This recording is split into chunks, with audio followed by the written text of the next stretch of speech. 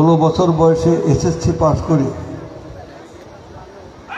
সেই বছরে আমি নড়াইল ভিক্টোরিয়া কলেজে এসে ভর্তি হলাম। কানায় কানায় পূর্ণ এই নদী, বর্ষাকালে দেখেছি খাল বিল মানে জলে ভরে গেছে। নদীতে সকাল বিকেলে জোয়ার ভাটা আসে, সেখানে আমরা লঞ্চে উঠতাম। যখন নড়াইল আসতাম লঞ্চে উঠতাম, ওই বিনোদপুর থেকে লঞ্চ চলে এসে এই নড়াইল বাধাঘাটে থামতো।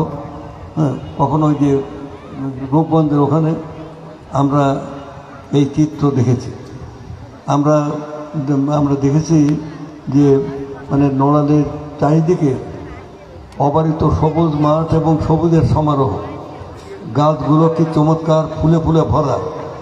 সেই আবার একটা পর্যায়ে আমরা নড়াইল এসেছিলাম একটা গবেষণা কাজে বিআইডিএস থেকে। তখন আমরা সবাই ওই নৌকায় ঘুরতাম। তখনও মানে নদীর গতি ছিল, জীবন ছিল। নদী যদি একটা দেশের জীবন হারায়, মানুষের জীবনের প্রবাহ কিন্তু হারিয়ে দেয়। যে অবস্থাটা আমাদের এখানে এখন হয়েছে, নদীমাতৃক এই দেশ, আমাদের এই নদীমাতৃক দেশের পরিস্থিতি কেন এমন হলো এটা আমি আর ব্যাখ্যা করতে চাই না, কারণ সেটা মানে আস্তে আস্তে আপনারা জানতে পারবেন। আমি শুধু এইটুকু বলতে চাই যে আমাদের যে নদ নদী যেগুলো বিলুপ্ত হয়ে গেছে, এইটা শহীদ প্রেসিডেন্ট জিয়াউর রহমান বুঝতে পেরেছিলেন। শহীদ প্রেসিডেন্ট জিয়াউর রহমান বুঝতে পেরে তিনি প্রথম কর্মসূচি হাতে নিলেন খাল খনন, নদী খনন।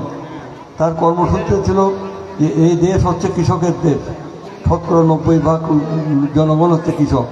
অর্থাৎ কৃষক বাঁচলেই আপনার মানে মানুষ বাঁচবে। এবং কৃষকরা শুধু গ্রামে যারা বসবাস করে সবই কৃষি নির্ভর।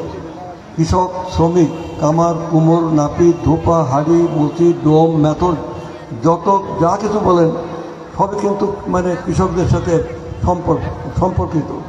কৃষক বাজারে যে তার উৎপাদিত ফসল বিক্রি করে সে হাড়ি কেনে। আগে যে কুমোররা যে হাড়ি বিক্রি করত, কৃষক কাপড় কেনে, তাতেই কাপড় বেচে, খরিদ্দার কৃষক। গ্রামের ডাক্তাররা রোগী দেখে, খরিদ্দার লোক কৃষক। অর্থাৎ কৃষক এবং শ্রমিকের যে মানে বন্ধন, যে সম্পর্ক, এইকে বাঁচলে বাংলাদেশ বাঁচে। বাংলাদেশ আসল একটা বৃহত্তর গ্রাম এবং আমরা সবাই কৃষকের ঘর থেকে এসেছি এবং কৃষক যা কিছু অর্জন আমাদের সবই কিন্তু কৃষকদের ঘর থেকে এসেছে। এই নড়াইলের কৃষকেরা, এই কৃষক মেয়েরা, এখানে আপনার তেভাগা আন্দোলনের মানে জায়গা ছিল। এখানে নড়াইলের এই 11খানে মানে আফ্রাতে বাড়ি ছিল।